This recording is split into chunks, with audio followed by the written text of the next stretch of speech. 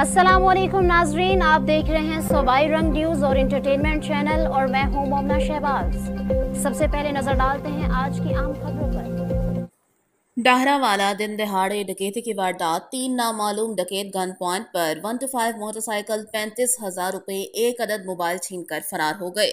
डाहरावाला शहर से तकरीबन 4 किलोमीटर दूर चक 70 मुराद भट्टा के करीब मेन हाईवे रोड पर दिन दहाड़े डकैती की वारदात। मोहम्मद खालिद गुराया खयाबान अमीन का रिहायशी अपनी होंडा 125 मोटरसाइकिल पर चिश्तियाँ जा रहा था। 3 नामालूम डकैत 125 मोटरसाइकिल पर सवार ने गन पॉइंट पर रोककर 35,000 रुपए, मोबाइल फोन और मोटरसाइकिल छीन कर फरार हो गए। थाना डहरावाला पुलिस ने जाए वकुआ पर पहुंचकर तमाम हकाइक की रोशनी में अपनी कार्रवाई का आगाज कर दिया।